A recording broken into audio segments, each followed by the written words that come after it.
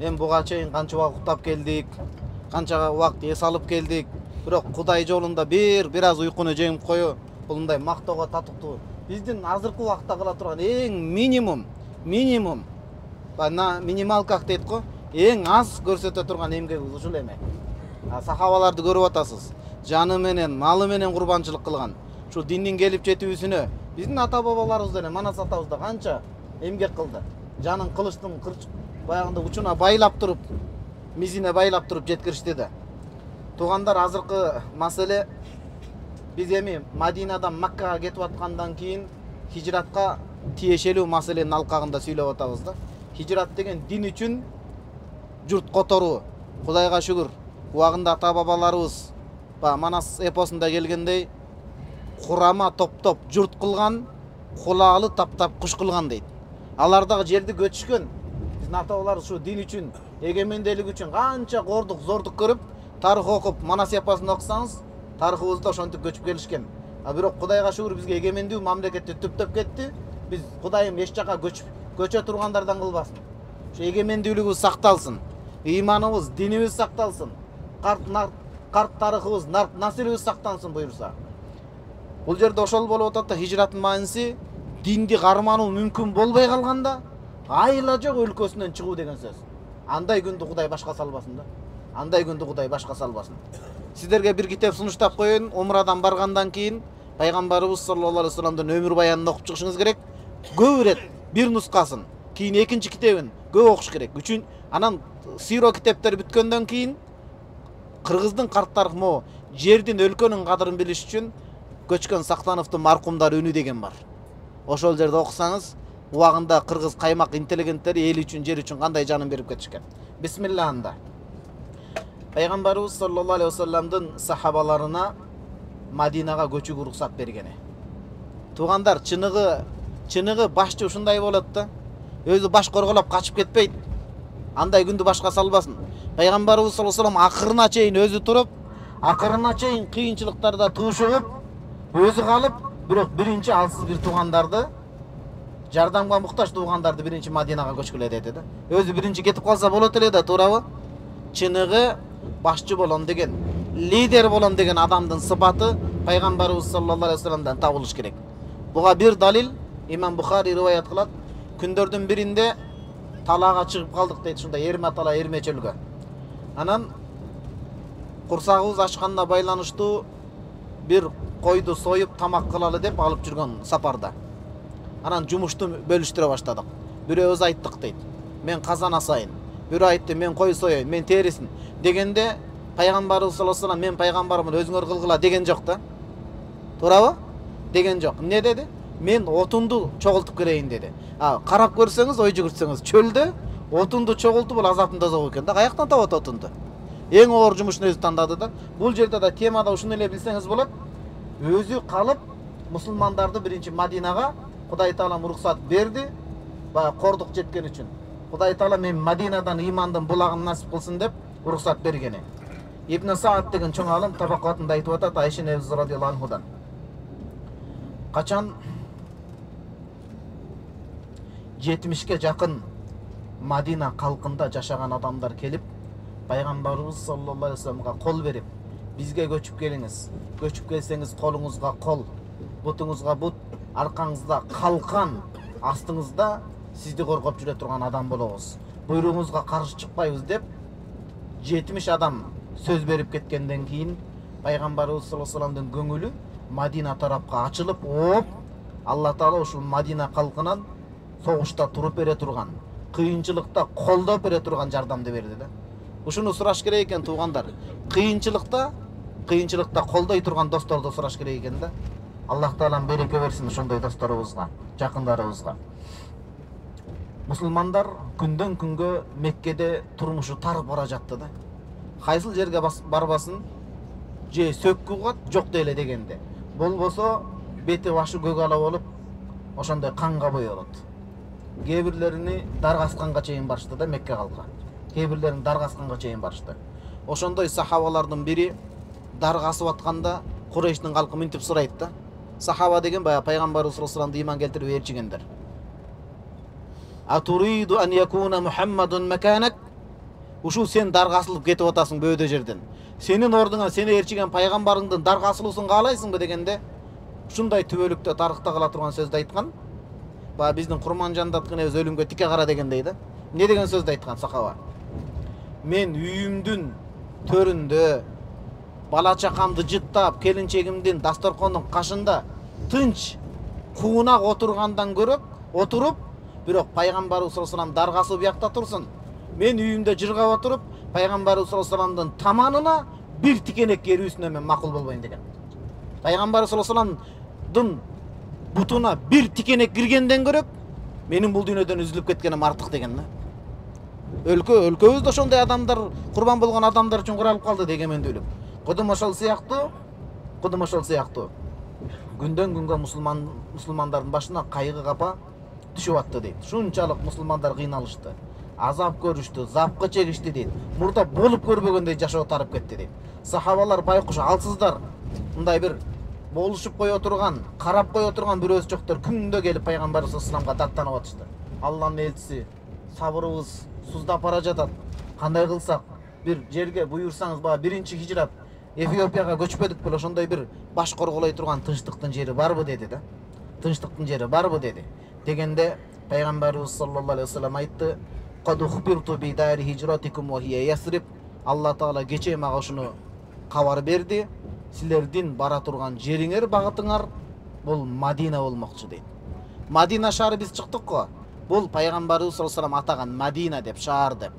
Мунун эски аты Ясриб болчу. Ясриб деген эски деген мааниде болчу. Ясрибке уруксат берди дейт.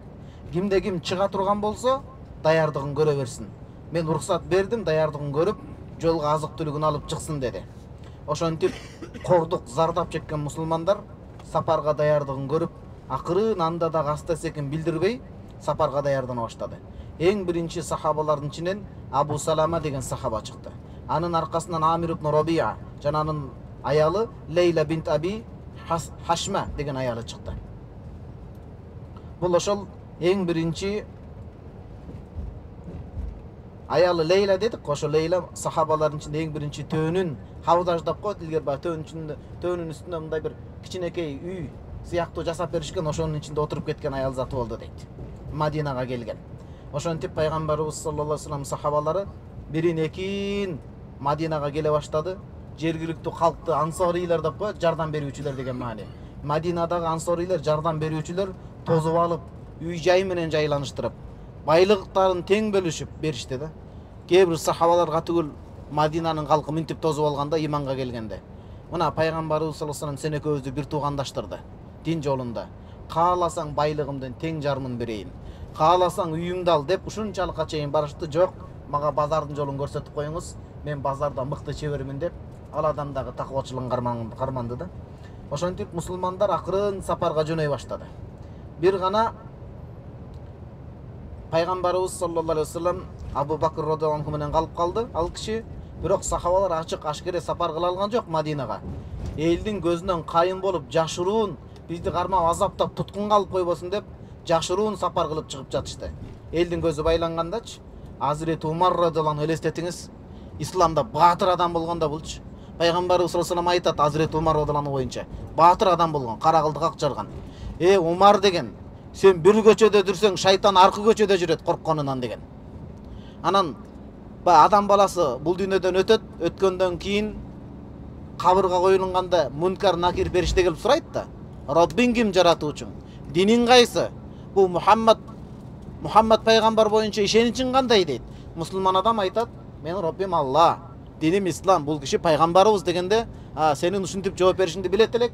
Мына унзур иля мақатика минал жанна, бейиштеги бара турган жайыңды көрүп тур деп, кабырынан бейишке мындай көзөнөк ачылат экен. Эртелиге ошондон ырахат келип, ошол жерде самап ал адам кабырында тынч жатат деген сөз. Капыр адам менен мушрик, мунафык адамдар болсо жооп бере албайт. Бул адам боюнча эмне дейт тең билбейм. Адамдардын сөзүн айтат элем. Адамдар муну сыйкырчы, жалган дейт эле. Ошол сөздү айтам дегенде, ла дарайта ва ла талайт, сен билбедиң. Экинчиден окуп изилдебедиң. Мынакей эми деп, Кудай сактасын, жаман нерсеси болот да. Ошентип айтып атканда Умар радhiyallahu anhu айтат, Алланын элчиси, кабырда өзүбүздүн эле акылыбыз болобу? өзүбүздүн эле дене болобу, өзүбүздүн эле ушул нерсебиз болобу, ооба дегенде андай болсо мен коркпойм деген да. Бул киши кийинки адамдардын түшүнө киргенде жооп берет. Эмнеге десе жана мункар накир периште келгенде, а өкөңөрдүн Роббуңар ким деп сурап берген экен да кайра. Элестетиңиз, Азырет Умар. Мындай, ким кандай жашаса ошондой өлөт, ким кандай өлсө ошондой тирилет. Аллаху акбар. Карасаңыздар, менин жаратуучум Алла. Андай сурай тургандай, ким? Силердин жаратуучуңар ким деген экен да. Азырет Умар. Ушундай адам болгондо бул кишичи, ушундай баатыр болгондо. Биздин элибизде да ошондой баатырлар бар да, Умар радыйаллаху Кудай көп эйсин. Азырет карабайсызбы, бүткүл сахабалары көздөн кайым жашыруун кечке жуук сапар кылышса, Азырет Умар радыйаллаху саадагын байланып жана жебесинчи, кылычын тагынып, кымданып туруп, найзасын алып туруп, төөсү менен Кабаны 7 рет тавак кылып туруп, капырлардын астына келип айткан. Кимиң мени тозаласыңар, тозуп көргүлөчү деген да. Ашкере сапар кылган бир киши Азырет Умар радыйаллаху болгон. Өзүнүн көзү тирүү көзүндө башка аял алуу деле пайгамбарыбыз саллаллаху алейхи вассаламдын оюна келген эмес да. Айша энебиз айтат, мен кыз болуп пайгамбарыбыз саллаллаху алейхи вассаламга жалгыз тийдим, бирок эч кимден кызганбадым, ушу Хадича энебизден кызгангандай дейт. Эми аял затынын табияты экен да. Анткени өмүр бою пайгамбарыбыз саллаллаху алейхи вассалам Хадича энебизди эскерип, Хадича ушундай эле, дигиндей эле деп Хадича энебиздин убагындагы курбу кыздарын дагы карып кемпир болуп калса дагы өзүнүн чепкенин салып берип, Хадича энебиз туурасында узак сүйлөшөт эле дейт. Анан бир күнү кызганып кетип жаш эле дем ал убакта Айша энебиз. Айша энебиз Аллахым ыраазы болсун, илимдин кербени, биздин момундардын энеси болот, Аллахым ыраазы болсун. Ошол карыган кемпирди көп эскересиз. Улгайган эми кемпир дебейт, улгайган жубайыңызды көп эскересиз. Аллах Таала сизге жаш кыз бербедиби, жаш жубай бербедиби дегенде жок. Хадича жубайымдын орду бөлөк эле дейт. Исламда мал жаны менен пайгамбарыбыз саллаллаху алейхи вассаламга туруп берип, көзүнүн кашы менен айланган Хадича энебиз бар эле. Ошондой бул кайгыжылуу болду.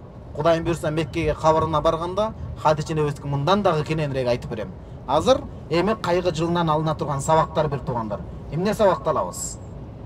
Эмне үчүн Алла Таала чеп коргон болуп турган Абу Талиб атасын эрте жашоодон алды? Неге? Жалгыз Алла Таалага таянып, бул ислам дини Кудайдын дини экендигин көрсөтүү. Жана ислам дининде негизи эле жашоодо бир чоң ийгиликти багындырып жетүү үчүн анын астындагы ашуулардан татыктуу өтүш керек болот экен. Ашуулардан татыктуу кыйынчылыктардан өтпөсөк, баягы Чубак устаздын бир сөзү дайыма кулагыма жаңырат да.